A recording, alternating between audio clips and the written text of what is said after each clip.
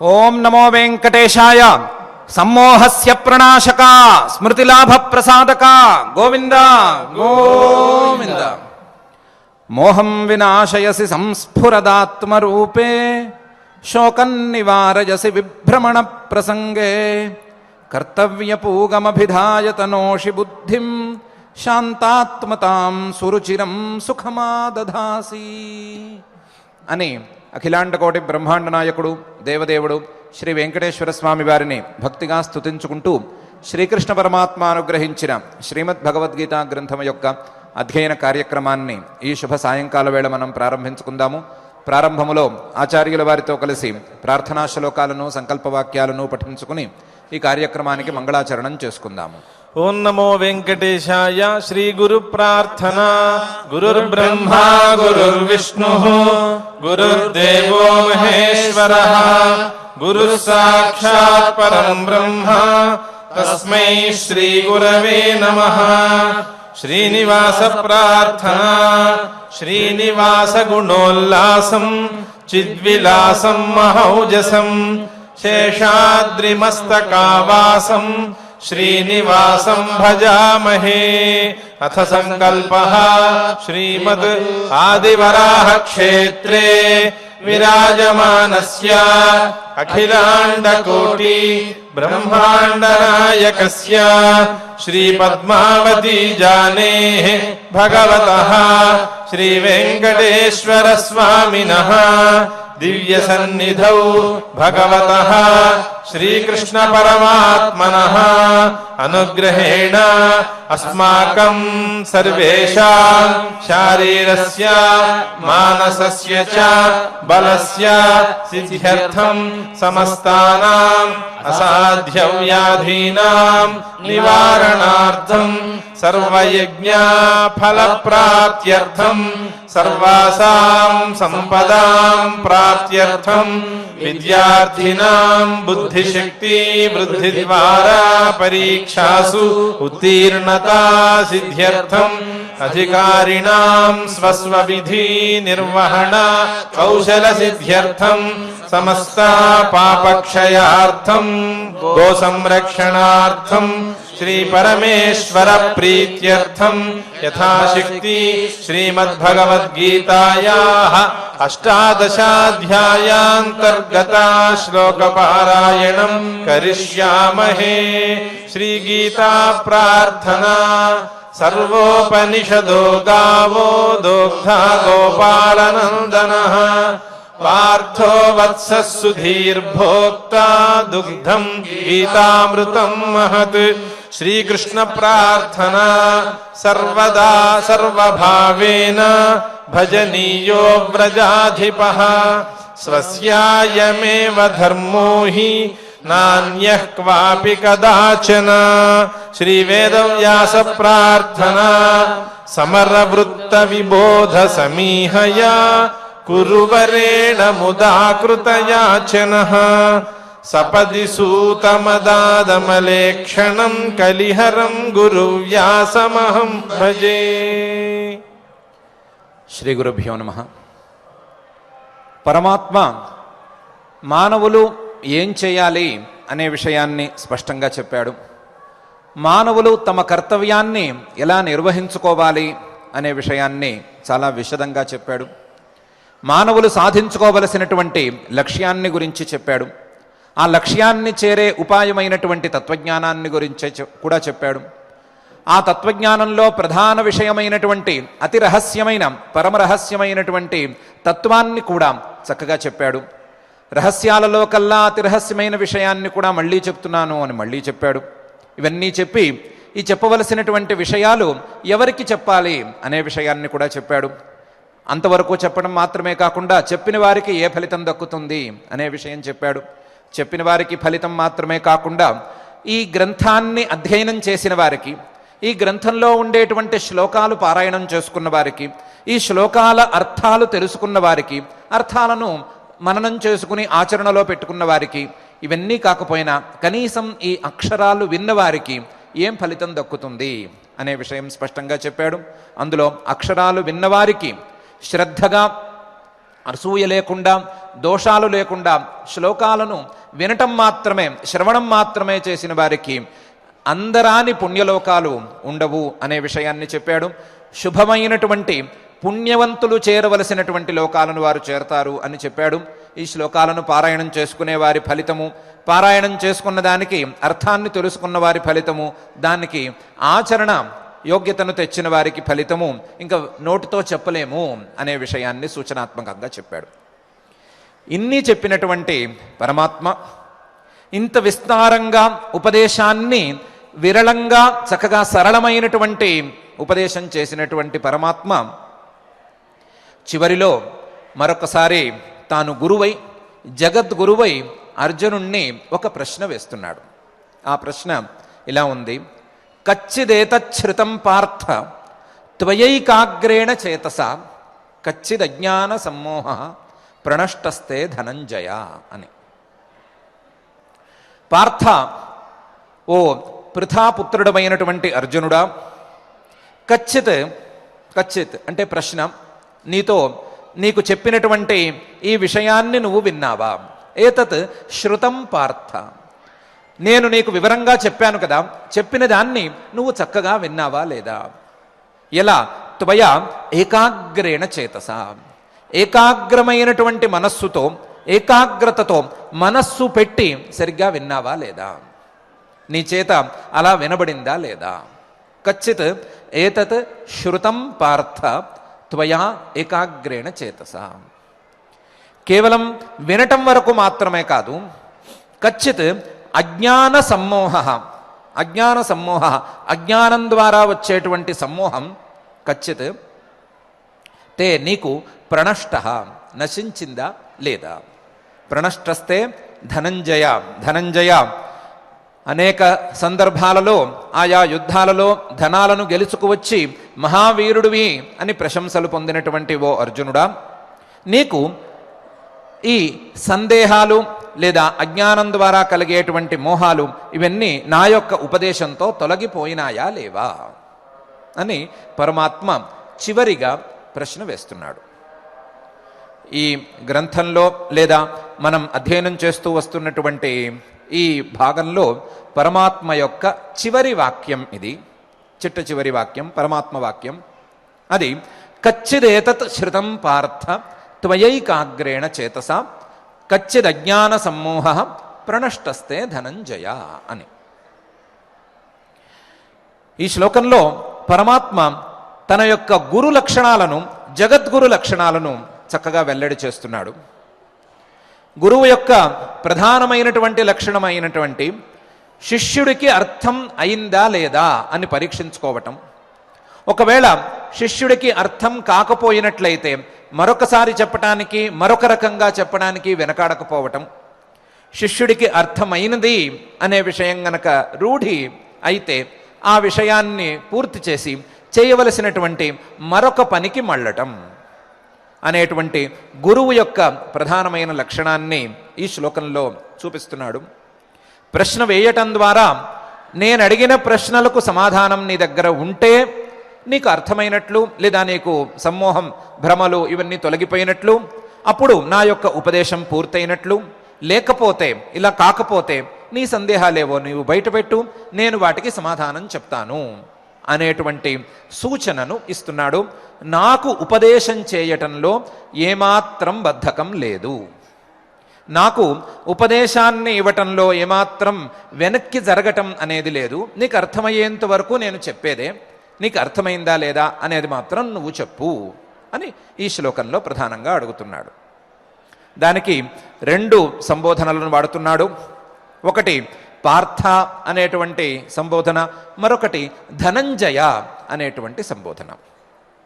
అందులో పార్థ అనేటువంటి సంబోధన ద్వారా మనం ఇంతకుముందు చాలాసార్లు అనుకున్నట్లుగా విశాలమైనటువంటి ఆలోచనలను కలిగినటువంటి ఓ అర్జునుడా అని సంబోధన ద్వారా విశాలమైనటువంటి హృదయము, విశాలమైనటువంటి ఆలోచన సరళి ఉన్నవారికి మాత్రమే నేను చెప్పింది సరిగ్గా అర్థమవుతుంది.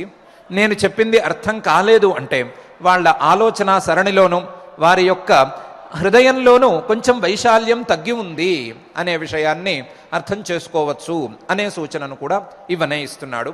ఇస్తూ పార్థ అని సంబోధిస్తున్నాడు.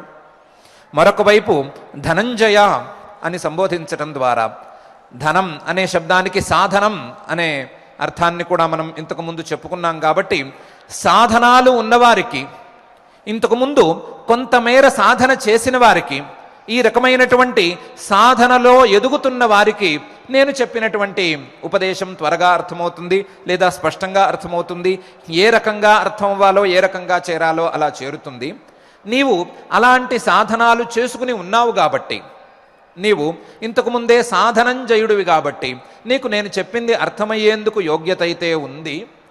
కాబట్టి నీకు అర్థమైందో లేదో అనేది నీ నోటి గుండా ఒకసారి చెప్పు అని కూడా అంటున్నాడు. రెండు సంబోధనల యొక్క తాత్పర్యాన్ని సంబోధనల్లోనే చూపిస్తున్నాడు.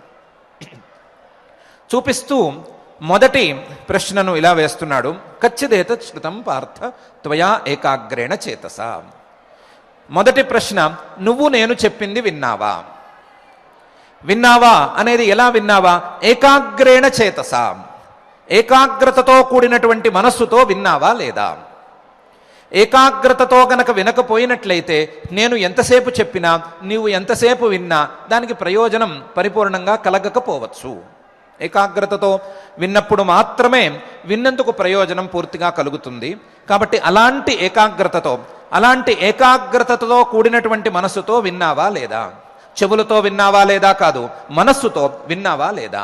ఆ మనస్సుతోనూ ఏకాగ్రతతో కూడినటువంటి మనస్సుతో విన్నావా లేదా అని ఒక ప్రశ్న వేస్తున్నాడు. రెండవ ప్రశ్నగా, ఒకవేళ నువ్వు ఏకాగ్రతతో కూడినటువంటి మనస్సుతో విన్నట్లయితే, నేను చెప్పింది విన్నట్లయితే, నేను చేసినటువంటి ఉపదేశానికి ఫలితంగా నీ యొక్క అజ్ఞాన సమ్మోహం అనేది నశించిందా లేదా? అజ్ఞానం ద్వారా వచ్చేటువంటి మోహం నీకు నశించిందా లేదా? కచ్చిత్ అజ్ఞాన సమ్మోహ ప్రణష్టస్తే ధనంజయ. ఆ నశించటం కూడా ఎలాగా? ప్రణష్ట, ప్రకర్షేణ నష్ట అంటే మూలాలతో సహా నశించిందా లేదా అని రెండవ ప్రశ్నలో భాగంగా అడుగుతున్నాడు.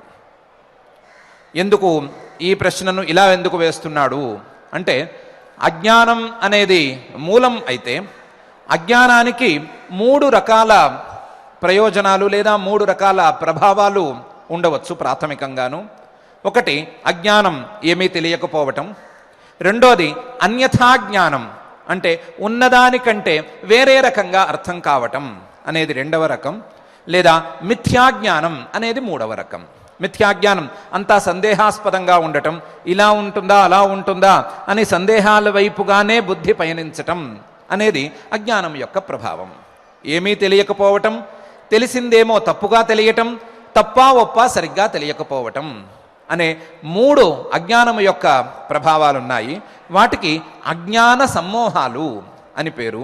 ఇటువంటి అజ్ఞాన సమ్మోహాలు మూలమైనటువంటి ఆ త్రిగుణాత్మకమైన మూల ప్రకృతితో సహా, అజ్ఞానంతో సహా, కూకటి వేళ్లతో సహా పెకలించి వేసినట్లుగా నీకు పోయిందా లేదా అని స్పష్టంగా అడుగుతున్నాడు. అడుగుతూ కచ్చిత్ అజ్ఞాన సమ్మోహ ప్రణష్టస్తే ధనంజయ అని అంటున్నాడు. ఏంటో మరి పరమాత్మ కచ్చిదేతచ్ఛృతం పార్థ త్వయైకాగ్రేణ చేతసా అని అడుగుతున్నాడు. పరమాత్మ కూడా కొన్ని తెలిసిపోయినట్లున్నాయి. వినేటప్పుడు రకరకాల విన్యాసాలతో వినటం, హాయిగా కాళ్ళు జాపుకుని లేదా ప్రశాంతంగా పడుకుని వెనక్కి వాలి, లేదా ఇంట్లో మిగిలిపోయినటువంటి పనులన్నీ చేసుకుంటూ, బట్టలు ఏవో మడత పెట్టుకుంటూ, లేదా పత్తి తీసుకుని ఒత్తులు చేసుకుంటూ, లేదా పూలు ఏమైనా కట్టుకుంటూ, ఇలాంటి పనులు ఏవో చేసుకుంటూ వినటం అనేది పరమాత్మ కూడా చూసేసినట్టున్నాడు కామోసు. అందువలన ఏకాగ్రతతో విన్నావా లేదా? కొంతమంది అలా కూడా ఉంటే ఉండవచ్చు, కానీ నువ్వు సరిగ్గా ఏకాగ్రతతో ఉన్నావా లేదా? ఇప్పుడు ఈ రథంలో కూర్చొని నీకు వేరే పనులు చేసేందుకు అవకాశం లేకపోయినా, వేరే పనులు చేస్తూ కాలక్షేపం చేసేందుకు అవకాశం లేకపోయినా మనస్సును ఇక్కడ పెట్టావా లేదా? నేను చెప్పినటువంటి విషయం మీద మనస్సు పెట్టావా లేదా అని స్పష్టంగా అడుగుతున్నాడు. మనస్సు పెట్టినప్పుడు, మనస్సు పెట్టి నేను చెప్పింది విన్నప్పుడు నీకు అజ్ఞానం తొలగిందా లేదా?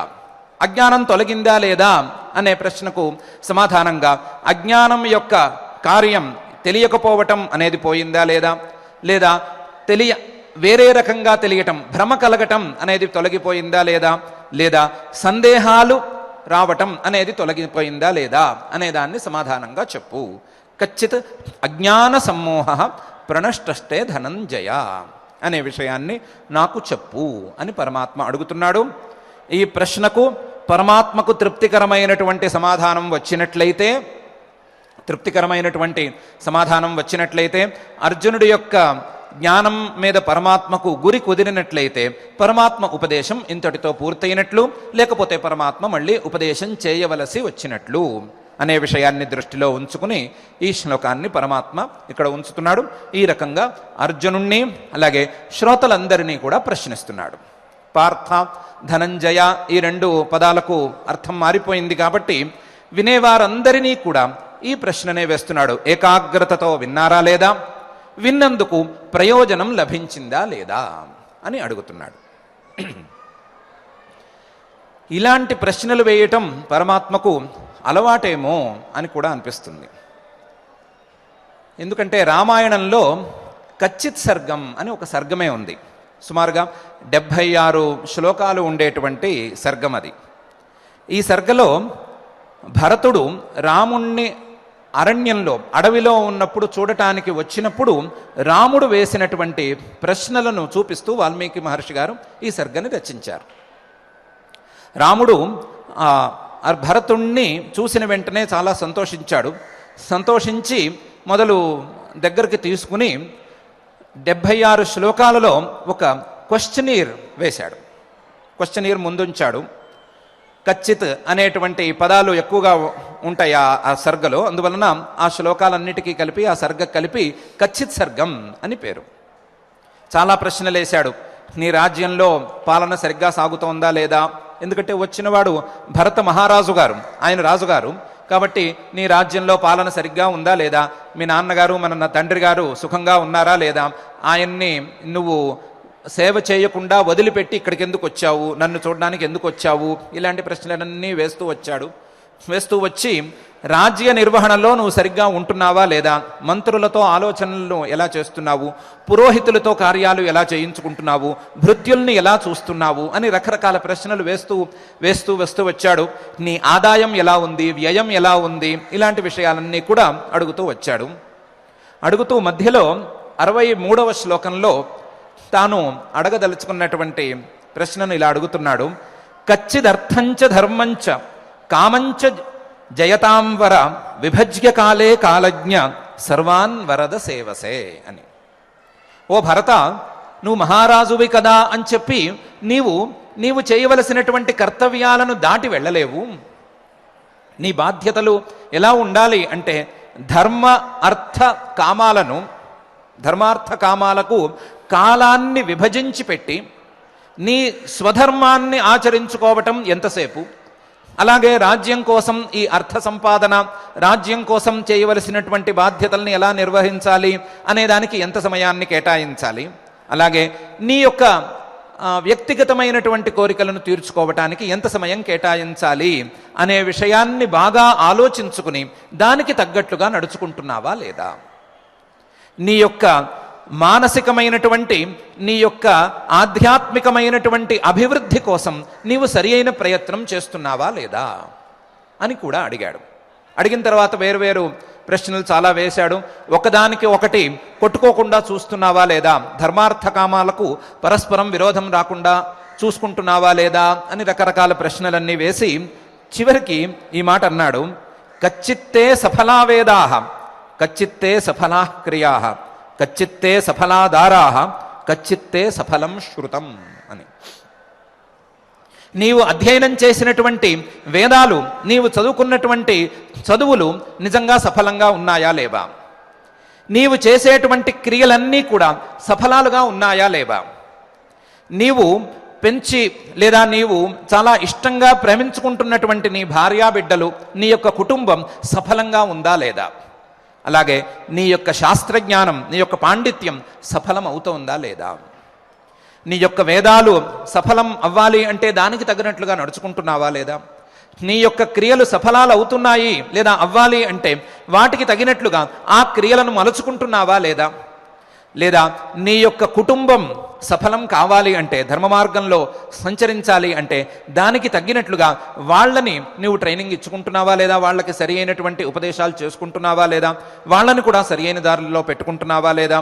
అలాగే కచ్చిత్తే సఫలం శృతం, నీ యొక్క పాండిత్యం, నీ యొక్క జ్ఞానం సఫలం అవుతోందా లేదా, నీ యొక్క జ్ఞానం నీ అజ్ఞానాన్ని హరించి నీ యొక్క అజ్ఞానానికి సంబంధించినటువంటి ఈ ప్రభావాలన్నిటినీ కూడా తొలగించి సఫలంగా మారుతోందా లేదా అని అడిగాడు 72వ శ్లోకంలో.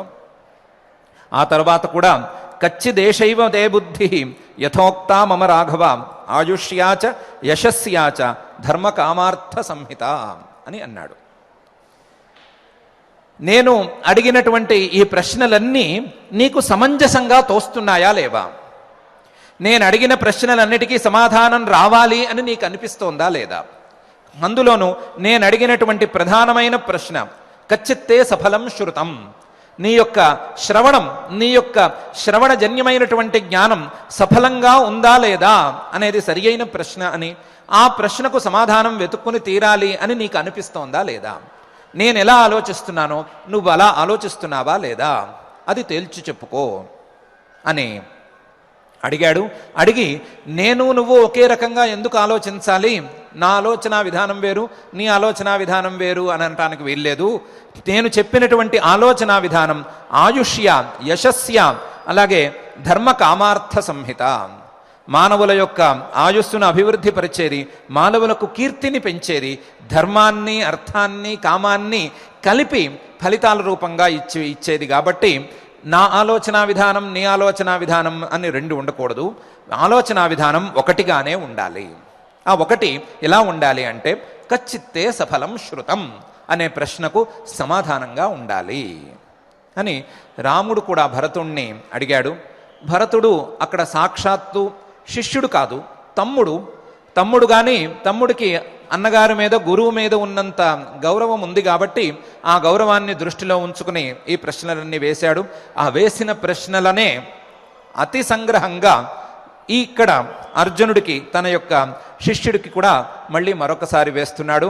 వేస్తూ కచ్చిదేతత్ శృతం పార్థ త్వయైకాగ్రేణ చేతస కచ్చిదజ్ఞాన సమ్మోహ ప్రణష్టస్తే ధనంజయ అని అంటున్నాడు. వినటం అనేది మనస్సుతో వినటం, మనస్సుతో అనేది ఏకాగ్రతతో వినటం అనేది శ్రోతలందరూ చేయవలసింది అనే విషయాన్ని సూచనాత్మకంగా ప్రశ్న రూపంగా చెప్తున్నాడు. అలాగే విన్నదానికి ఫలితం, శృతానికి లేదా శ్రవణానికి ఫలితంగా ఎంతో కొంత జ్ఞానం కలగటం, ఆ జ్ఞానం ద్వారా అజ్ఞానం యొక్క కార్యమైనటువంటి తెలియకపోవటం, తప్పుగా తెలియటం, తప్పో ఒప్పో తెలియకపోవటం, తప్పో ఒప్పో అని సందేహాలు వస్తూ ఉండటం అనే వాటిని తొలగించుకోవటం అనేది జరిగి తీరాలి అనే అంశాన్ని కూడా ప్రస్తావిస్తున్నాడు. ప్రశ్నలో అంతర్గతంగా ఈ విషయాలను పరిశీలించుకోమని సలహాను కూడా ఇస్తున్నాడు. ఈ ప్రశ్నకు సమాధానం చెప్పి తీరాలి అని కూడా ప్రశ్న రూపంగా మన ముందు ఉంచుతూ కచ్చిదేతచ్ఛృతం పార్థ త్వయైకాగ్రేణ చేతస కచ్చిదజ్ఞాన సమ్మోహ ప్రణష్టస్తే ధనంజయ అని అంటున్నాడు. పరమాత్మ యొక్క ఆంతర్యం అర్జునుడికి చక్కగానే బోధపడింది. పరమాత్మ ఏమడుగుతున్నాడు, ఏమి సమాధానం చెప్తే పరమాత్మ సంతృప్తుడవుతాడు అని అర్జునుడికి కూడా అర్థమైంది. అర్జునుడు కూడా శాస్త్ర సంప్రదాయం తెలిసినటువంటి వాడు, ఉపనిషత్ సంప్రదాయం చక్కగా తెలిసినటువంటి వాడు. కాబట్టి పరమాత్మకు సంతృప్తికరమైనటువంటి సమాధానాన్ని, తనకు తెలిసిన దాన్ని చెప్పాలి అనేటువంటి అభిప్రాయంతో ఇలా అంటున్నాడు. అర్జున ఉవాచ, అర్జునుడు ఇలా అన్నాడు. నష్టో మోహ స్మృతిర్లబ్ధ త్వత్ప్రసాదాన్ మయాచ్యుత స్థితోస్మి గత సందేహ కరిష్యే వచనం తవా అని. పరమాత్మ అడిగినటువంటి అన్ని ప్రశ్నలకు ఇందులో సమాధానం చెప్పేశాడు. ఏమని చెప్పాడు? నష్టో మోహ, నా యొక్క అజ్ఞానం తొలగిపోయింది. స్మృతిర్లబ్ధ, ఇంతకుముందు నేను తెలుసుకున్నటువంటి విషయాలు, ఇంతకుముందు నేను అధ్యయనం చేసినటువంటి విషయాలు, శాస్త్రాలలో ఉండేటువంటి విషయాలు, వీటి తాలూకు స్మృతి మళ్ళీ నన్ను చేరింది. స్మృతిని నేను పొందాను. ఆ స్మృతిని పొందటానికి నీ యొక్క అనుగ్రహం కారణమైంది. త్వత్ప్రసాదాత్ మయా అచ్యుత, ఓ అచ్యుత, నీ యొక్క అనుగ్రహంతో నేను మళ్ళీ స్మృతిని పొందాను. నా యొక్క అజ్ఞానాన్ని, మోహాన్ని తొలగించుకున్నాను. స్థితోస్మి గత సందేహ. ఇప్పుడు సందేహాలన్నీ లేక, ఏ సందేహాలు లేక మనసులోంచి సందేహాలన్నీ తొలగిపోగా, స్థితోస్మి గత సందేహ, నేనిప్పుడు స్థిరంగా ఉన్నాను. స్థిరంగా ఉన్నాను కాబట్టి కరిష్యే వచనం తవ, నీవు చెప్పినట్లుగా నేను చేసుకుంటాను. నీ యొక్క వాక్యాన్ని నేను పాటిస్తాను. నీవు చెప్పిన దాన్ని నేను ఆచరిస్తాను. కరిష్యే వచనం తవ, నీ మాటలో ఏ విధి వాక్యం కనిపిస్తోందో దాన్ని నేను చేసి చూపిస్తాను, నేను ఆచరిస్తాను అని అర్జునుడు అంటున్నాడు. ఏ ప్రశ్నకు ఆ ప్రశ్న విడివిడిగా సమాధానం చెప్పకుండా ప్రశ్న యొక్క బీజాన్నే అర్జునుడు సాక్షాత్తుగా స్పృశిస్తున్నాడు. అయ్యో ఏకాగ్రతగా విన్నానండి, ఏం భయం లేదండి, మొత్తం వినేశాను అనే మాట ఏమీ అనటం లేదు. ఫలితాన్ని మాత్రం చక్కగా చూపిస్తున్నాడు.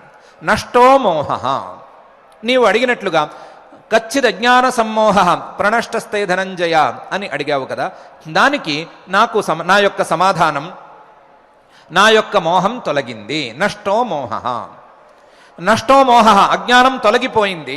అజ్ఞానం తొలగిపోయిన తర్వాత, అజ్ఞానం తొలగిపోవటానికి ముందు జరగవలసినటువంటి జ్ఞానం యొక్క స్థైర్యం చక్కగా ఉంది.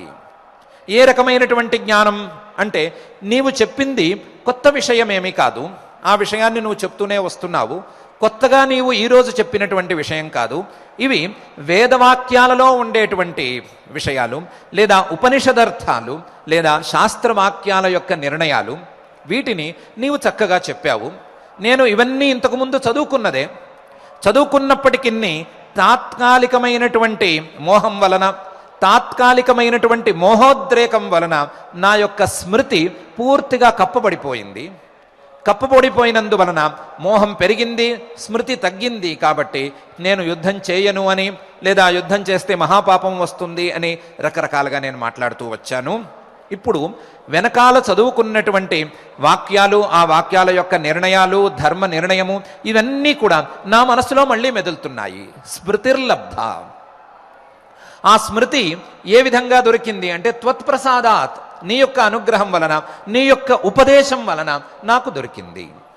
అందులోనూ అచ్యుత, ఓ అచ్యుతుడా, స్మృతికి అధిష్టాన దేవతా రూపంలా ఉండేటువంటి ఓ అచ్యుతుడా, మానవులకు స్మృతిని కలిగించటానికి ఒక రూపాన్ని ధరించి ఉండేటువంటి ఓ అచ్యుతుడా, స్వయం న చ్యుత, ఎట్టి పరిస్థితులలోనూ జారిపోడు అనే అర్థంలో ఉండేటువంటి శబ్దంతో ప్రతిపాదించబడేటువంటి ఓ అచ్యుతుడా, జారిపోవటానికి వీలులేని స్మృతిని మానవులకు ప్రసాదించేటువంటి ఓ అచ్యుతుడా, నీ యొక్క అనుగ్రహం వలన, నీ యొక్క ప్రసాదం వలన, త్వత్ప్రసాదాత్, నీ యొక్క ప్రసాదం వలన నేను స్మృతిని మళ్ళీ పొందాను.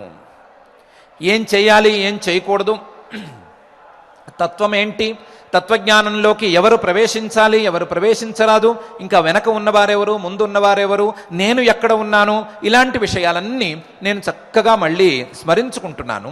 స్మృతిర్లబ్ధ త్వత్ప్రసాదాత్ మయాచ్యుత. అందువలన స్థితోస్మి గత సందేహ, నా యొక్క సందేహాలన్నీ నేను పోగొట్టుకున్నాను. సందేహాలన్నీ పోగా నేను స్థిత, నేను నా యొక్క స్టాండ్ మీద నిలిచి ఉన్నాను. స్థిరంగా ఉన్నాను. నా అభిప్రాయాన్ని, స్థిరమైనటువంటి అభిప్రాయాన్ని కలిగి ఉన్నాను. స్థితోస్మి గత సందేహ. ఇప్పుడు చివరిగా చెప్పవలసింది కరిష్యే వచనం తవ, నీ యొక్క వాక్యాన్ని, నీ యొక్క ఉపదేశాన్ని అనుసరించి నా యొక్క స్మృతిని, ఏ స్మృతినైతే నేను పొందానో ఆ స్మృతికి తగినట్లుగా నేను నీ యొక్క ఉపదేశాన్ని ఆచరించి చూపిస్తాను అని అర్జునుడు అంటున్నాడు. అర్జునుడు యొక్క మాటని మన సౌకర్యం కోసం రెండు రకాలుగా మనం విభాగం చేసి చూసుకోగలిగినట్లయితే, తత్వం వైపుగా ఒకసారి, చేయవలసినటువంటి కర్తవ్యం వైపుగా మరొకసారి విభాగపూర్వకంగా గనక మనం చక్కగా అర్థం చేసుకోగలిగినట్లయితే మనకి కన్ఫ్యూషన్ లేకుండా ఉంటుంది, వాక్యంలో వచ్చేటువంటి కన్ఫ్యూషన్లు ఏవి రాకుండా ఉంటాయి. మొదటిది తత్వపరంగా అర్జునుడు చెప్తున్నటువంటి సమాధానం. ఒకటి, నష్టో మోహ, నా యొక్క మోహం అజ్ఞానం ఆత్మస్వరూపం విషయంలో నాకు ఉండేటువంటి అజ్ఞానం పూర్తిగా తొలగిపోయింది. నష్టో మోహ. స్మృతిర్లబ్ధ, నా యొక్క స్వస్వరూప విషయమైనటువంటి స్మృతి నాకు మళ్ళీ దక్కింది. స్వస్వరూపం, నా యొక్క స్వరూపం అనేటువంటి విషయం మీద ఇంతకుముందు నాకు మరుపు లేదా మరుగు ఉండేది, అటువంటి స్మృతి లేకపోవటం అనేది ఇప్పుడు పోయింది. స్మృతిర్లబ్ధ. దానికి కారణం ఎవరు అంటే నీ యొక్క ఉపదేశం. త్వత్ప్రసాదాత్ మయా అచ్యుత. ఇప్పుడు నా యొక్క స్వస్వరూపం విషయంలో నేను ఏ సందేహాలు లేకుండా ఉన్నాను. ఆ అజ్ఞానం తొలగిపోవటం వలన నాకు ఇటు భ్రమలు లేవు, అటు సందేహాలు లేవు. కాబట్టి సందేహాలు లేకుండా నా యొక్క స్వస్వరూపం మీద నేను స్థిరంగా ఉన్నాను. స్వస్వరూపం మీద స్థిరంగా ఉన్నాను కాబట్టి, స్వస్వరూప జ్ఞానం నాకు స్థిరంగా కలిగింది కాబట్టి, ఇప్పుడు నా యొక్క కర్తవ్యాలతో, నా యొక్క క్రియలతో నాకు ఏ రకమైనటువంటి బాధ లేదు. నీవు గత అధ్యాయాలలో చెప్పినట్లుగా జోషయేత్ సర్వకర్మాణి విద్వాన్ యుక్త సమాచరన్ అనేటువంటి రీతిలో నీవు ఉన్నట్లుగానే నేను కూడా నీవు చెప్పినటువంటి మార్గంలో క్రియలను చేస్తూ కూడా ఆ క్రియలతో సంబంధం లేని ఆత్మస్వరూపాన్ని చూసుకోగలుగుతాను అని ఒకవైపు తత్వపరంగా అర్జునుడు సమాధానం చెప్తున్నాడు. మరొక వైపు సాధారణమైనటువంటి అర్థంలో గనక తీసుకున్నట్లయితే ఈ యుద్ధం చేయొచ్చా చేయకూడదా, ఈ యుద్ధం పాపం కదా అనేటువంటి సందేహంతో ప్రారంభమైనటువంటి అర్జునుడి ప్రశ్న లేదా అర్జునుడి యొక్క యుద్ధ విరమణ అజ్ఞానమూలం అని తేలిపోయింది కాబట్టి, అర్జునుడి యొక్క ఈ సందేహాలకు కానీ యుద్ధ విరమణకు కానీ అజ్ఞానమే మూలం అని తేలిపోయింది కాబట్టి నష్టో మోహ, ఆ అజ్ఞానం ఆ మోహం పూర్తిగా తొలగిపోయింది. స్మృతిర్లబ్ధ, ఇప్పుడు నేను చేయవలసినటువంటి కర్తవ్యం యుద్ధం మాత్రమే అనేటువంటి స్మృతి నాకు మళ్ళీ త్వత్ప్రసాదాత్ మయాచ్యుత, నాకు మళ్ళీ నీ అనుగ్రహం వలన మళ్ళీ దక్కింది. అచ్యుతుడైనటువంటి నీ అనుగ్రహం ద్వారా నాకు ధర్మ నిర్ణయం స్పష్టంగా కలిగింది. త్వత్ప్రసాదాత్ మయా అచ్యుత. స్థితోస్మి గత సందేహ, యుద్ధం చేయొచ్చా చేయకూడదా, యుద్ధంలో గురువులు ఎదురుకుండా ఉన్నప్పుడు వారితో యుద్ధం చేయొచ్చా చేయకూడదా, వారిని సంహరించవలసి వచ్చినప్పుడు ఏం చెయ్యాలి, ఇలాంటి సందేహాలు ఏవీ లేవు. కరిష్యే వచనం తవ, నీ యొక్క మాటను నీ యొక్క వాక్యాన్ని అనుసరించి, నీ వాక్యంలో నీవు చేసినటువంటి ఉపదేశాన్ని అనుసరించి దానికి తగినట్లుగా అకర్తృత్వ భావనతో ఫలాపేక్ష లేకుండా నేను నా కర్తవ్యాన్ని నిర్వహిస్తాను అని అర్జునుడు ఇటు కూడా చెప్తున్నాడు. ఒకటి సాధారణమైన క్రియారూపంలో ఉండేటువంటి విషయాలకు కూడా సమాధానాన్ని చెప్పుకుంటున్నాడు. మరొకటి తత్వపరంగా చెప్పవలసినటువంటి సమాధానాన్ని కూడా స్పష్టంగా చెప్పుకుంటున్నాడు. చెప్పుకుంటూ నీవు అడిగినట్లుగా కచ్చిదజ్ఞాన సమ్మోహ ప్రణష్టస్తే ధనంజయ అనే ప్రశ్నకు తగినట్లుగా నేను సమాధానాన్ని చెప్తున్నాను. అజ్ఞానం తొలగిపోయింది. నష్టోమోహ, అజ్ఞాన ఫలితమైనటువంటి తెలియకపోవటం, ఏమీ తెలియకపోవటం అనేది లేదు. స్మృతిర్లబ్ధ, అది కూడా నీ యొక్క అనుగ్రహం వలన స్మృతి లభించింది. త్వత్ప్రసాదాత్ మయాచ్యుత. అజ్ఞానం యొక్క మరొక ప్రభావమైనటువంటి సందేహాలు, ఆ సందేహాలు నాకు పూర్తిగా పోయినాయి. స్థితోస్మి గత సందేహ, ఇలాంటి స్థితిలో ఉన్నాను కాబట్టి నాకు మోహం అనే దుర్గుణము యొక్క లేదా అజ్ఞానం యొక్క ప్రభావం నన్ను చేరలేదు కాబట్టి, మోహం యొక్క దుర్గుణం నన్ను చేరలేదు కాబట్టి ఇప్పుడు కరిష్యే వచనం తవ, నీవు చెప్పినట్లుగా నడుచుకుంటాను, నా కర్తవ్యాన్ని నేను నిర్వహించుకుంటాను అని పరమాత్మకు సంతృప్తికరమైనటువంటి సమాధానాన్ని అర్జునుడు చెప్తున్నాడు. పరమాత్మ అడిగింది అజ్ఞానం తొలగిపోయిందా లేదా అని. అర్జునుడు ఇంకా కూడా ముందుకు వెళ్ళి నీవు చెప్పింది ఆచరణయోగ్యంగా కూడా మలుచుకునేంతగా నాకు జ్ఞానం కలిగింది అని. కాబట్టి పరమాత్మ యొక్క అభిప్రాయాన్ని సరిగ్గా అర్థం చేసుకుని, పరమాత్మ యొక్క ప్రశ్న బీజాలను, ప్రశ్న ప్రభావాన్ని సరిగ్గా అర్థం చేసుకుని అర్జునుడు ఈ రకమైనటువంటి సమాధానం చెప్తున్నాడు. నష్టో మోహ స్మృతిర్లబ్ధ త్వత్ప్రసాదాత్ మయా అచ్యుత స్థితోస్మి గత సందేహ కరిష్యే వచనం తవ అని. 2 ప్రశ్నలు వేశాడు. 2 ప్రశ్నలు వేసినప్పుడు సమాధానాలు కూడా పక్కాగా ఉండాలి కదా. ఆయన ఏమన్నాడు? కచ్చిదేత శ్రుతం పార్థ త్వయైకాగ్రేణ చేతస అన్నాడు. మయా శృతం ఏకాగ్రేణ చేతస అని ఒక సమాధానం ఉండాలి. కచ్చిద్ అజ్ఞాన సమ్మోహ ప్రణష్టస్తే ధనంజయ అని ఆయన అడిగాడు కాబట్టి కచ్చిద్ అజ్ఞాన సమ్మోహ ప్రణష్టోమే అని ఉండాలి కదా.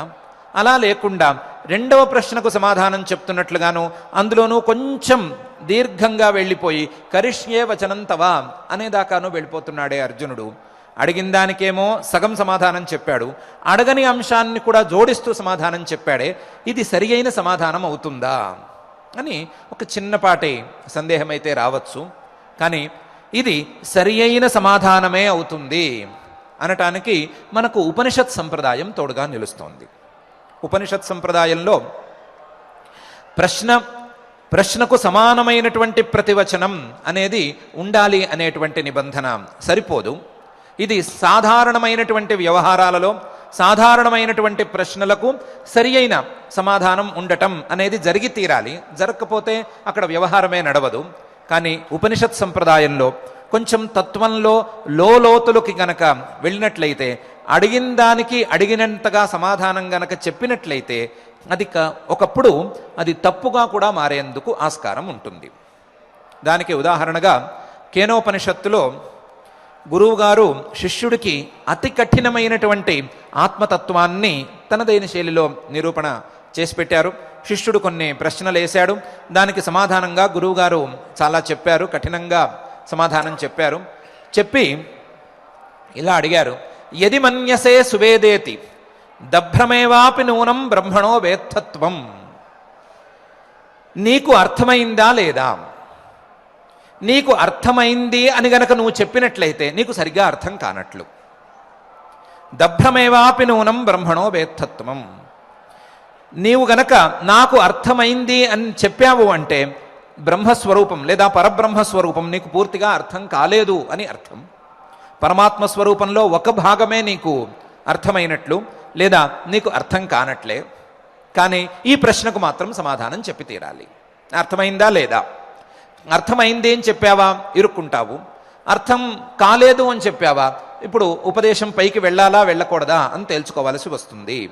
ఇలాంటి సంక్లిష్టమైనటువంటి ప్రశ్నకు సమాధానం చెప్పు అని గురువుగారు అడిగారు. అడిగితే ఆ శిష్యుడు నిజంగానే అర్థం చేసుకున్నటువంటి వాడు ఇలా అన్నాడు, నాహమన్యే సువేదేతి నోనవేదేతి వేదచ యోనస్తద్వేద తద్వేద నోనవేదేతి వేదచ అని. గురువుగారు మీరు చెప్పినటువంటి ఈ పరమాత్మ తత్వాన్ని నేను బాగా తెలుసుకున్నాను అని నేను చెప్పను. ఎందుకంటే తెలుసుకున్నాను అంటేనే తెలుసుకోలేదు అని అర్థం వచ్చేస్తుంది. ఆ పరమాత్మ వేద్యమైనటువంటి స్వరూపం కాదు, వేదిత యొక్క తెలుసుకునేవాడి యొక్క ఆత్మస్వరూపం. కాబట్టి నేను తెలుసుకున్నాను అని చెప్పడానికి వీల్లేదు అని నాకు తెలుసు. నాహమన్యే సువేదేతి నో నవేదేతి వేదచ. నాకు తెలియదు అని చెప్పడానికి కూడా వీల్లేదు, ఎందుకంటే తెలిసింది అనే ఫలితం నాకు కనిపిస్తోంది. యోనస్తద్వేద తద్వేద నోనవేదేతి వేదచ. ఎవరైతే మాలో పరమాత్మను నేను తెలుసుకోలేదు, నేనే పరమాత్మ స్వరూపంలో ఉన్నాను అని తెలుసుకుంటారో అటువంటి వారికే విషయం అర్థమైనట్లు, లేకపోతే విషయం అర్థం కానట్లు. నోనవేదేతి వేదచ. నేను పరమాత్మను తెలుసుకోవటం లేదు, నేను పరమాత్మనై పరమాత్మ స్వరూపంలో కలిసి ఉన్నాను అని ఎవరైతే అర్థం చేసుకుంటున్నారో వారికే అర్థమైనట్లు అని సమాధానం చెప్పాడు. ఆ చెప్పిన సమాధానానికి గురువుగారు చాలా సంతోషించారు. కొంచెం ట్రిక్కీగా ఉన్నట్లు, కొంచెం కాంప్లికేటెడ్గా ఉన్నప్పటికీ ఇది సరి అయిన సమాధానం అని గురువుగారు నిర్ణయించారు. పోనీ ఇది కొంచెం సంక్లిష్టంగా ఉంది, నాహమన్యే సువేదేతి నోనవేదేతి వేదచ యోనస్తద్వేద తద్వేద నోనవేదేతి వేదచ అని అవే పదాలు మళ్ళీ మళ్ళీ తిరుగుతున్నట్లున్నాయి అని అనుకున్నా, యాజ్ఞవల్క్య మహర్షి గారు జనకుడు గారి యజ్ఞానికి వెళ్ళాడు. వెళ్ళినప్పుడు జనక్ మహారాజు గారు ఒక పందెం పెట్టారు. ఏమని పందెం పెట్టారు? ఇక్కడ బ్రహ్మజ్ఞానులలో ఉత్తములైన వారు ఎవరున్నారు, నేను బ్రహ్మజ్ఞానిని అని ఎవరైనా ముందుకొచ్చే మాట అయితే వారు ఇక్కడ నేను ఉంచినటువంటి 1000 ఆవులను తీసుకెళ్ళచ్చు. 1000 ఆవుల్ని నేను బ్రహ్మజ్ఞ పణం కింద పెట్టాను. ఆ 1000 ఆవుల్ని తీసుకెళ్ళచ్చు, బ్రహ్మజ్ఞానులు ఎవరైనా సరే తీసుకెళ్ళచ్చు అని పందెంలాగా ఏర్పాటు చేశారు. మిగతా వాళ్ళు ఎవరికి ధైర్యం చాలలేదు. పెద్ద పెద్ద మహానుభావులే ఉన్నారు, అశ్వలుడు వాళ్ళు వీళ్ళు చాలామంది ఉన్నారు, ఉషస్థుడు కహోళుడు మహానుభావులు చాలామంది ఉన్నారు. వారెవరికి ధైర్యం చాలలేదు. యాజ్ఞవల్క్య మహర్షి గారు మాత్రం శిష్యుణ్ణి పిలిచి నువ్వు ఆవుల్ని తీసుకెళ్ళిపో అని మాత్రం చెప్పారు. మిగతా వాళ్ళందరికీ కోపం వచ్చింది. నేను బ్రహ్మజ్ఞానిని అని ముందుకొచ్చి నేను బ్రహ్మిష్ఠుణ్ణి అనే మాట చెప్పి కదా నువ్వు ఆవుల్ని తీసుకెళ్ళాలి, అలా తీసుకెళ్లకుండా ఆవుల్ని పంపించేస్తున్నావేంటి అని కోపంగా అడిగారు. అడిగితే ఆయన చెప్పాడు, నమో వయం బ్రహ్మిష్ఠాయ కుర్మః గోకామాః ఏవ వయం స్మః. నమో వయం బ్రహ్మిష్ఠాయ కుర్మః. బ్రహ్మజ్ఞాని ఎవరైనా ఉండే మాట అయితే, బ్రహ్మజ్ఞాని అనేవాడు ఉండే మాట అయితే వాడికి నేను నమస్కారం చేస్తాను. నమస్కారం చేయడంలో నాకేం అభ్యంతరం లేదు. ఆవులు కావాలి కాబట్టి తీసుకెళ్తున్నాను.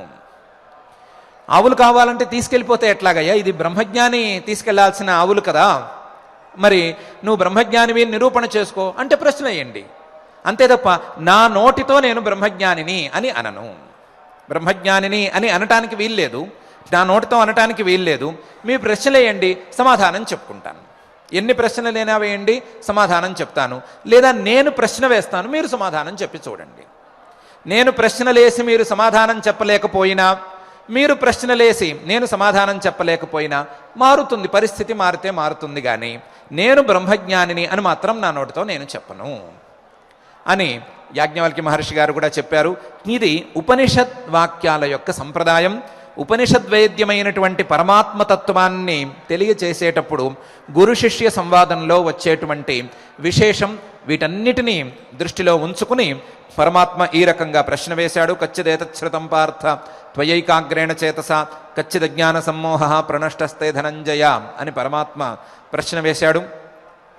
నష్టో మోహ స్మృతిర్లబ్ధా త్వత్ప్రసాదాన్మయాచ్యుత స్థితోస్మి గత సందేహ కరిష్యే వచనం తవ అని ఫలితంతో సహా అర్జునుడు సమాధానం చెప్పాడు. అంతే తప్ప నువ్వు ఫలానా ఆత్మతత్వాన్ని చెప్పావు, చెప్పిన ఆత్మతత్వాన్ని నేను చక్కగా అర్థం చేసుకున్నాను అనే మాట అర్జునుడు మాట్లాడట్లేదు. అర్జునుడు ఆ మాట మాట్లాడకపోవటం వలన పరమాత్మ తన ప్రశ్నకు సంతృప్తికరమైనటువంటి సమాధానం వచ్చింది అని భావించాడు. భావించి తన యొక్క ఉపదేశాన్ని ఇంతటితో పూర్తి చేశాడు. ప్రశ్నతోనే తన యొక్క ఉపదేశాన్ని పూర్తి చేశాడు. పూర్తి చేస్తూ చేయబోతూ ప్రశ్న వేశాడు. ప్రశ్నకు సంతృప్తికరమైనటువంటి సమాధానంతో పరమాత్మ కూడా సంతృప్తి చెందాడు. ఇది ఈ 2 శ్లోకాల యొక్క తాత్పర్యం. ఇంకా కూడా ఈ శ్లోకాలలో అర్థం చేసుకోవలసినటువంటి అంశాలు, నష్టోమోహ, ఆ నాశం ఎలా జరగాలి, ఆ నాశం ఏ రూపంలో ఉండాలి, స్మృతిర్లబ్ధ, స్మృతి అనటానికి ఎక్కడి నుంచి వచ్చింది, ఈ స్మృతి అనేది ఏమిటి, స్మృతి అనే పదం ద్వారా సూచన ఏం చేస్తున్నాడు, అలాగే అచ్యుత, అలాగే స్థితోస్మి గత సందేహ, మరి కరిష్యే వచనం తవ అనే దానికి లింకు, ఇలాంటి విషయాల్లో ఇంకా కూడా మనం లోతుగా చర్చించుకోవచ్చు. వాటన్నిటినీ కూడా మనం క్రమంగా తెలుసుకుంటూ పరమాత్మ యొక్క ప్రశ్నాభిప్రాయం, అర్జునుడి యొక్క సమాధానంలో ఉండేటువంటి అభిప్రాయం చక్కగా తెలుసుకోవచ్చు. కాకపోతే పరమాత్మ అర్జునుడిని కాకుండా మనల్ని ప్రశ్న వేసే మాట అయితే ఏం ప్రశ్న వేస్తున్నాడు, మనం సమాధానం ఏం చెప్పచ్చు అనే విషయాన్ని మాత్రం మనం ప్రత్యేకంగా ఆలోచించుకోవలసిన అవసరం ఉంది. మనల్ని ఒకటే మాట అడుగుతున్నాడు, ఏకాగ్రతతో విన్నారా లేదా అని. ఏకాగ్రతతో విన్నట్లయితే గనక మరి నేను చెప్పింది చేస్తున్నారా లేదా. ఏకాగ్రతతో వినటం అంటే ఆత్మతత్వం విషయంలో నేనేమి ప్రత్యేకించి మిమ్మల్ని అడగను, అది చాలా దూరంలో ఉంది, తెలుసుకోవటానికి ఇంకొంచెం సమయం పడితే పట్టవచ్చు. కానీ చేసేటువంటి కర్తవ్యాలన్నిటినీ ఫలాపేక్ష లేకుండా చేయాలి, చేసేటువంటి కర్తవ్యాలన్నిటికీ నేను కర్తను అనేటువంటి భావన లేకుండా చేయాలి, అసలు ప్రాథమికంగా ధర్మ మార్గంలో ఉండాలి, వైదికమైనటువంటి జీవన విధానాన్ని కలిగి ఉండాలి అని నేను చెప్పాను కదా, అది విన్నారా లేదా, ఏకాగ్రతతో విన్నారా లేదా అని పరమాత్మ అడుగుతున్నాడు. ఒకవేళ విన్నట్లయితే, ఏకాగ్రతతో విన్నట్లయితే మరి నేను చెప్పింది మీరు చేస్తున్నారా లేదా అని కూడా పరమాత్మ అడుగుతున్నట్లే. దానికి సమాధానంగా మనం కనీసం కరిష్యే వచనం తవ, ఇప్పటికే మేం ప్రయత్నం ఆరంభించేశాము అని చెప్పుకోలేకపోయినా మేం ప్రయత్నం ఎన్నో రోజులుగా చేస్తూనే ఉన్నాము, మేము ధర్మ మార్గంలోనే ఉన్నాము, ఇలాంటి మార్గంలోనే ఉన్నాము అనే మాట రాకపోయినా ఇక మీద మేము చేయటానికి ప్రయత్నం చేస్తాము అనేటువంటి సమాధానం మన నోటి గుండా రావాలి అని పరమాత్మ ఎదురు చూస్తున్నాడు. ఆ ఎదురు చూపులతోనే తాను ప్రశ్న వేస్తున్నాడు. మనం కూడా ఎప్పటికైనా ఈ క్షణం నుండి ఎన్ని క్షణాల తొందరలో ఎక్కువ ఆలస్యం లేకుండా కరిష్యే వచనం తవ, నీవు చెప్పిన దాన్ని మేము ఆచరణలో పెట్టడానికి ప్రాథమిక ప్రయత్నాన్ని ప్రారంభించాము అని చెప్పుకోగలము అనే విషయాన్ని మనం మరొకసారి పరిశీలించి చూసుకుని ఎప్పటికైనా వెంటనే తొందరగానే కరిష్యే వచనం తవ అని అనటానికి ప్రయత్నం చేసుకుందాం. మనం చేసుకునేటువంటి ఈ కరిష్యే వచనం తవ అనే మాట అనే ప్రయత్నానికి తోడునీడుగా నిలవవలసిందిగా ఆ అఖిలాండకోటి బ్రహ్మాండ నాయకుడు మనకు ఇంత సుదీర్ఘమైనటువంటి ఉపదేశం చేసినటువంటి ఆ వెంకటేశ్వర పరమాత్మనే మనం భక్తిగా ప్రార్థించుకుందాం. ఆ ప్రార్థనతో ఈరోజు పారాయణ కార్యక్రమాన్ని ప్రారంభించుకుందాం. అథ శ్రీమద్భగవద్గీతాసు ఉపనిషత్సు బ్రహ్మవిద్యాయాం యోగశాస్త్రే కృష్ణార్జున సంవాదే మోక్షసన్యాసయోగ నామక అష్టాదశాధ్యాయాంతర్గత శ్లోకాః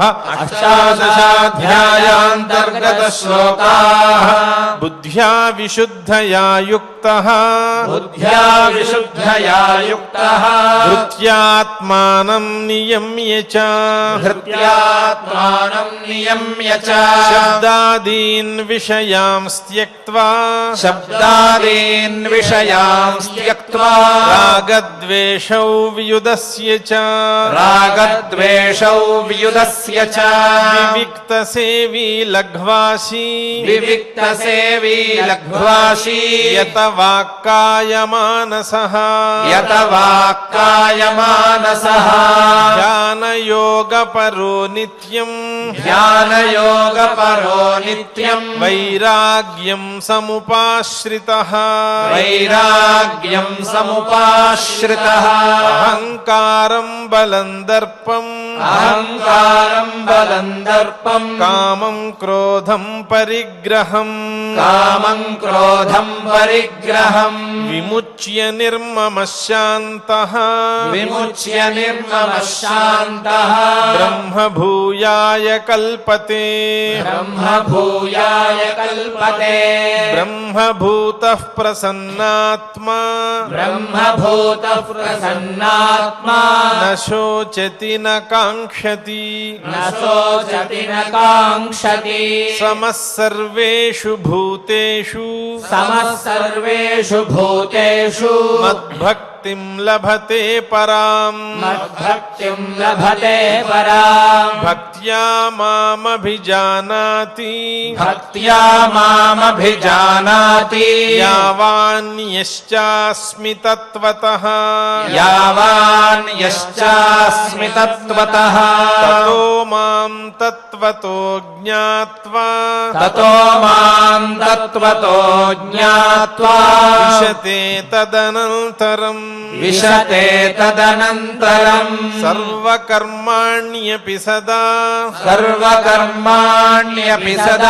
కుర్వాణో మద్వ్యపాశ్రయః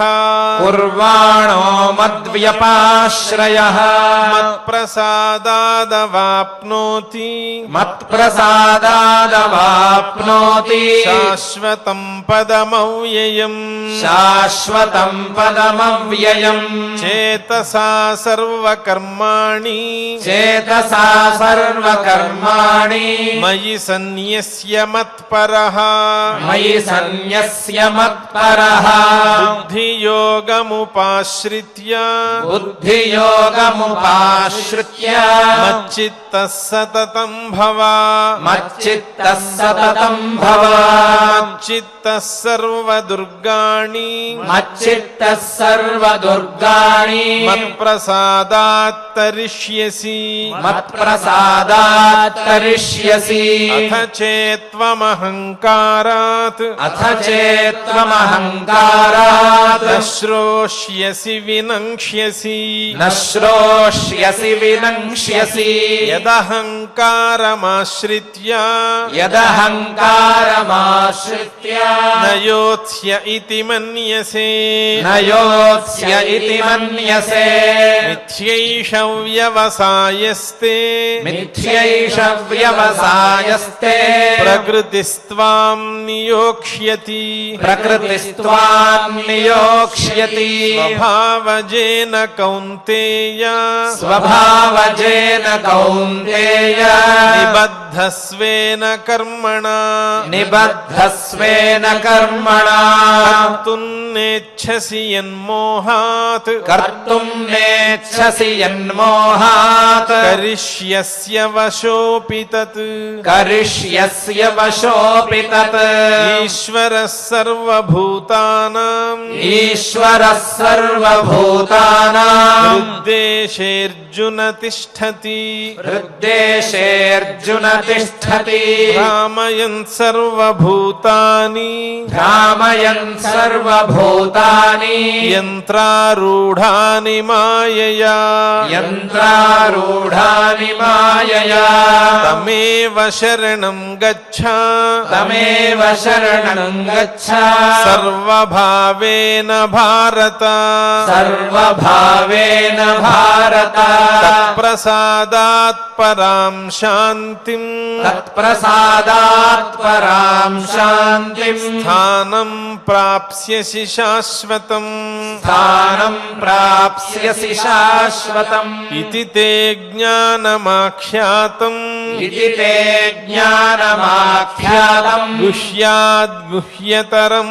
మయా గుహ్యాద్ గుహ్యతరం మయా విమృశ్యైతదశేషేణ విమృశ్యైతదశేషేణ యథేచ్ఛసి తథా కురు యథేచ్ఛసి తథా కురు సర్వగుహ్యతమం భూయః సర్వగుహ్యతమం భూయః శృణు మే పరమం వచః శృణు మే పరమం వచః ఇష్టోసి మే దృఢమితి ఇష్టోసి మే దృఢమితి తతో వక్ష్యామి తే హితం తతో వక్ష్యామి తే హితం మన్మనా భవ మద్భక్తః మన్మనా భవ మద్భక్తః మద్యాజీ మాం నమస్కురు మద్యాజీ మాం నమస్కురు మామే వైష్యసి సత్యంతే మామే వైష్యసి సత్యంతే ప్రతిజానే ప్రియోసి మే ప్రతిజానే ప్రియోసి మే సర్వధర్మాన్ పరిత్యజ్య సర్వధర్మాన్ పరిత్యజ్య మామేకం శరణం వ్రజ మామేకం శరణం వ్రజ అహం త్వా సర్వపాపేభ్యః అహం త్వా సర్వపాపేభ్యః మోక్షయిష్యామి మా శుచః మోక్షయిష్యామి మా శుచః ఇదం తే నా తపస్కాయ ఇదం తే నా తపస్కాయ నా భక్తాయ కదాచన నా భక్తాయ కదాచన న చాశుశ్రూషవే వాచ్యం న చాశుశ్రూషవే వాచ్యం న చ మాం యోభ్యసూయతి న చ మాం యోభ్యసూయతి య ఇమం పరమం గుహ్యం య ఇమం పరమం గుహ్యం మద్భక్తేష్వభిధాస్యతి మద్భక్తేష్వభిధాస్యతి భక్తిం మయి పరాం కృత్వా భక్తిం మయి పరాం కృత్వా మామే వైష్యత్య సంశయః మామే వైష్యత్య సంశయః న చ తస్మాన్ మనుష్యేషు న చ తస్మాన్ మనుష్యేషు కశ్చిన్మే ప్రియకృత్ ప్రియకృత్తమః కశ్చిన్మే ప్రియకృత్తమః భవితా న చ మే తస్మాత్ భవితా న చ మే తస్మాత్ అన్యః ప్రియతరో భువి అన్యః ప్రియతరో భువి అధ్యేష్యతే చ య ఇమం అధ్యేష్యతే చ య ఇమం ధర్మ్యం సంవాదమావయోః ధర్మ్యం సంవాదమావయోః జ్ఞానయజ్ఞేన తేనాహం జ్ఞానయజ్ఞేన తేనాహం ఇష్టస్యామితి మే మతిః ఇష్టస్యామితి మే మతిః శ్రద్ధావాననసూయశ్చ శ్రద్ధావాననసూయశ్చ శృణుయాదపి యో నరః శృణుయాదపి యో నరః సోపి ముక్తః శుభాన్ లోకాన్ సోపి ముక్తః శుభాన్ లోకాన్ ప్రాప్నుయాత్ పుణ్యకర్మణాం ప్రాప్నుయాత్ పుణ్యకర్మణాం కచ్చిదేతచ్ఛృతం పార్థ కచ్చిదేతచ్ఛృతం పార్థ త్వయైకాగ్రేణ చేతసా త్వయైకాగ్రేణ చేతసా కచ్చిదజ్ఞాన సమ్మోహః కచ్చిదజ్ఞాన సమ్మోహః ప్రణష్టస్తే ధనంజయ ప్రణష్టస్తే ధనంజయ అర్జున ఉవాచ అర్జున ఉవాచ నష్టో మోహస్మృతిర్లబ్ధా నష్టో మోహస్మృతిర్లబ్ధా త్వత్ప్రసాదాన్మయాచ్యుత త్వత్ప్రసాదాన్మయాచ్యుత స్థితోస్మి గత సందేహః స్థితోస్మి గత సందేహః కరిష్యే వచనం తవ కరిష్యే వచనం తవ సంజయ ఉవాచ సంజయ ఉవాచ ఇత్యహం వాసుదేవస్య నిత్యహం వాసుదేవస్య పార్థస్య చ మహాత్మనః పార్థస్య చ మహాత్మనః సంవాదమిమమశ్రౌషం సంవాదమిమమశ్రౌషం అద్భుతం రోమహర్షణం అద్భుతం రోమహర్షణం వ్యాస ప్రసాదాత్ శ్రుతవాన్ వ్యాస ప్రసాదాత్ శ్రుతవాన్ ఏతద్గుహ్యమహం పరం ఏతద్గుహ్యమహం పరం యోగం యోగేశ్వరాత్ కృష్ణాత్ యోగం యోగేశ్వరాత్ కృష్ణాత్ సాక్షాత్ కథయత స్వయం సాక్షాత్ కథయత స్వయం రాజన్ సంస్మృత్య సంస్మృత్య రాజన్ సంస్మృత్య సంస్మృత్య సంవాదమిమమద్భుతం సంవాదమిమమద్భుతం కేశవార్జునయోః పుణ్యం కేశవార్జునయోః పుణ్యం హృష్యామి చ ముహుర్ముహుః హృష్యామి చ ముహుర్ముహుః తచ్చ సంస్మృత్య సంస్మృత్య తచ్చ సంస్మృత్య సంస్మృత్య రూపమత్యద్భుతం హరేః రూపమత్యద్భుతం హరేః విస్మయో మే మహాన్ రాజన్ విస్మయో మే మహాన్ రాజన్ హృష్యామి చ పునః పునః హృష్యామి చ పునః పునః యత్ర యోగేశ్వరః కృష్ణో యత్ర పార్థో ధనుర్ధరః యత్ర యోగేశ్వరః కృష్ణో యత్ర పార్థో ధనుర్ధరః తత్ర శ్రీర్విజయో భూతిర్ధ్రువా నీతిర్మతిర్మమ తత్ర శ్రీర్విజయో భూతిర్ధ్రువా నీతిర్మతిర్మమ ఇది శ్రీమద్భగవద్గీతాసు ఇది శ్రీమద్భగవద్గీతాసు ఉపనిషత్సు ఉపనిషత్సు బ్రహ్మ విద్యాయాం బ్రహ్మవిద్యాయాం యోగశాస్త్రే యోగశాస్త్రే శ్రీకృష్ణార్జున సంవాదే శ్రీకృష్ణార్జున సంవాదే మోక్ష సన్యాస యోగ నామక మోక్ష సన్యాస యోగ నామక అష్టాదశాధ్యాయాంతర్గత శ్లోకాః అష్టాదశాధ్యాయాంతర్గత శ్లోకాః 18వ అధ్యాయంలో ఉన్న చివరి 28 శ్లోకాల భాగాలను చక్కగా పారాయణం చేసుకున్నాం. ఇప్పుడు శ్రీకృష్ణ నామావళితో నామ సంకీర్తన భక్తిగా చేసుకుందాం. సరిగ సరి సదప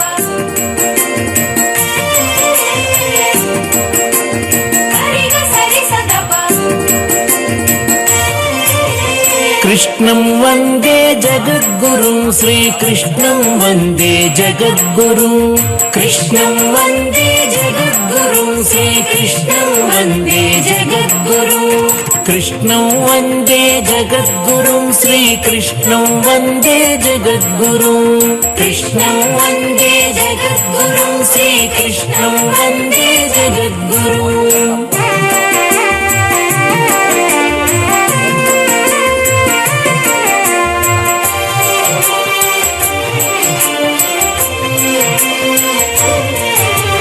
श्रीनिवास हरि कृष्णा कृष्णा श्रीकर शुभकर कृष्णा कृष्णा श्रीनिवास हरे कृष्णा कृष्णा श्रीकर शुभकर कृष्णा कृष्णा श्रितजन पालक कृष्णा कृष्णा श्री सति रमण कृष्णा कृष्णा श्रितजन पालक कृष्णा कृष्णा श्री सति रमण कृष्णा कृष्णा कृष्णं वन्दे जगद्गुरुं श्रीकृष्णं वन्दे जगद्गुरुं कृष्णं वन्दे जगद्गुरुं श्रीकृष्णं वन्दे जगद्गुरुं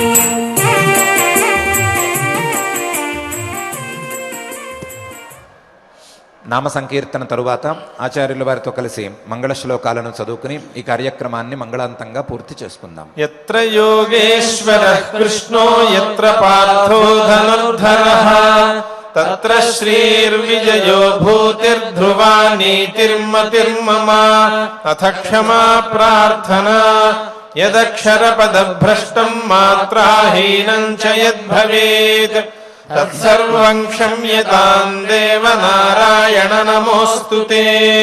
अथ भगवत्समर्पणं कायेन वाचा मनसेन्द्रियैर्वा बुद्ध्यात्मना वा प्रकृते स्वभावात् करोमि यद्यत् सकलं परस्मै नारायणायेति समर्पयामि. अथ लोकक्षेम प्रार्थना सर्वे भवन्तु सुखिनः सर्वे सन्तु निरामयाः सर्वे भद्राणि पश्यन्तु मा कश्चित् दुःखभाग् भवेत्. अथ मङ्गलं श्रियः कान्ताय कल्याणनिधये निधयेऽर्थिनाम् श्रीवेङ्कटनिवासाय श्रीनिवासाय मङ्गलम्.